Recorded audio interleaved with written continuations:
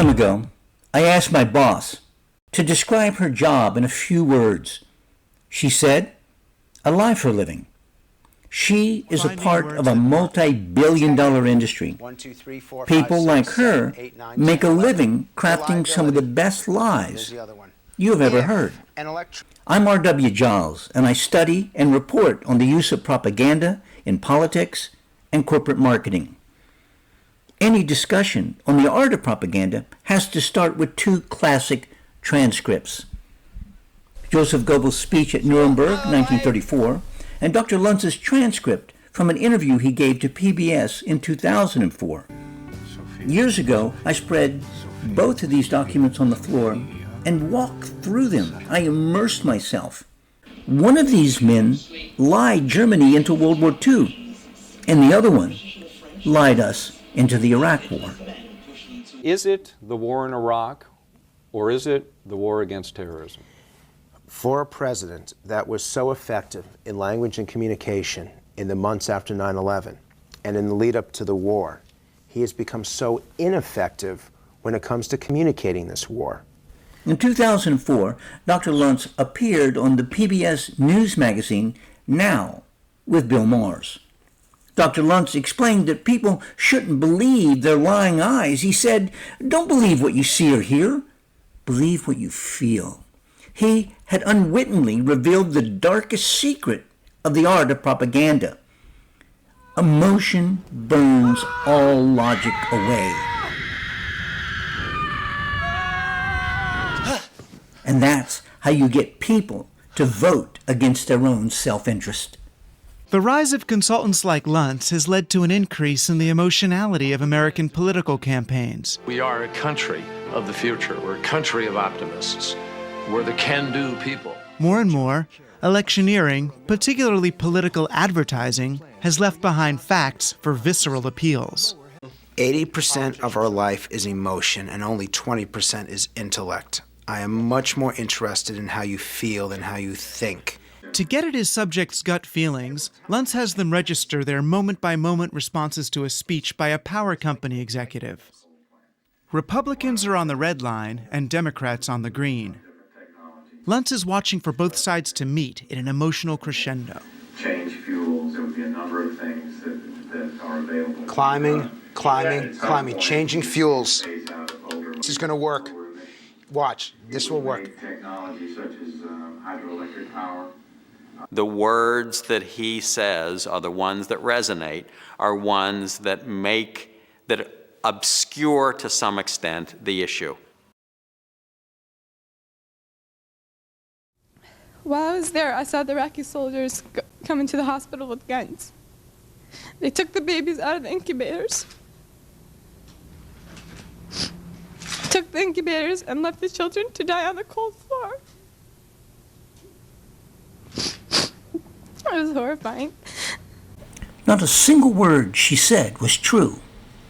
She wasn't a volunteer in a Kuwaiti hospital. She didn't see soldiers leave babies on the floor to die. None of it happened. A Washington PR firm made the story up.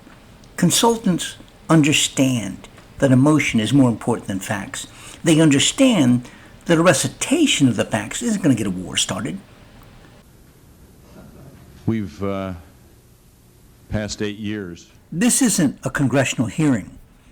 It's theater. The girl isn't under oath. She's not testifying before Congress. The congressmen watching her performance were paid to be there. You can hire Snoop Dogg or a congressman to show up at an event. All you need is money. Congressmen spend half of every working day raising money. Promise them a check, and they'll show up. Our old friend Dr. Luntz advised his clients to always reference 9/11 when talking about Iraq. Every time the Bush administration talked about 9/11, they also mentioned Iraq. A relationship between the two developed in the listener's mind. Most Americans came to believe Iraq was involved in 9/11. But none of the hijackers were Iraqi, and Iraq had nothing to do with the attack on the towers. A new group is using the same method to win support for their war. Consultants advised Congress to always use the term pro-Hamas or Hamas supporter when talking about anyone who opposes the war in Gaza. I believe that Israel has the right to protect itself, but the way in which it's conducting the war is troubling. The International Criminal Court has brought charges against the Prime Minister and Defense Minister.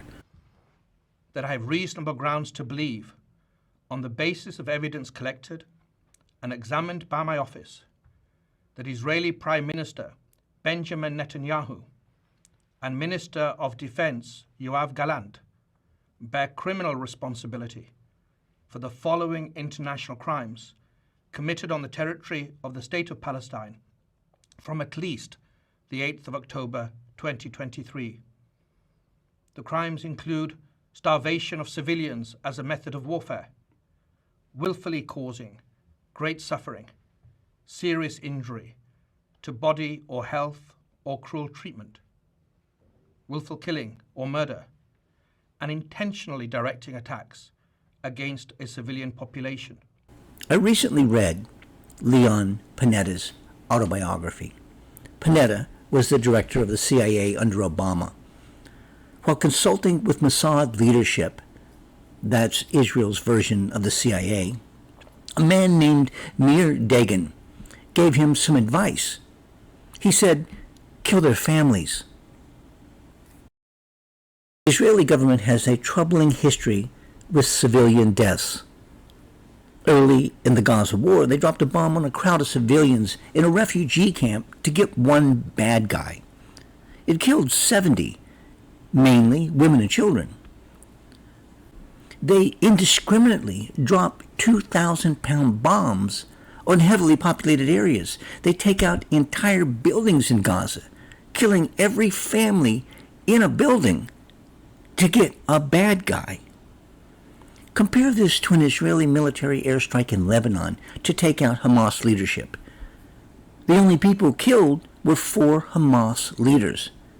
Israel didn't kill Lebanese civilians in the attack because it didn't want a war with Lebanon. There was no collateral damage. No one else died or was injured. Israel can shoot straight when they want to. Israel is going to get their bombs, and American taxpayers are going to pay for them. AIPAC has paid Joe Biden millions of dollars. They paid the Republican Speaker of the House $500,000, roughly the same amount they paid the previous Democratic Speaker of the House. Hillary Clinton, she has a message for the American people. Shut up and pay for Israel's war. And if you try to use your freedom of speech, you're pro-Hamas. Business is booming for the men and women who lie for a living.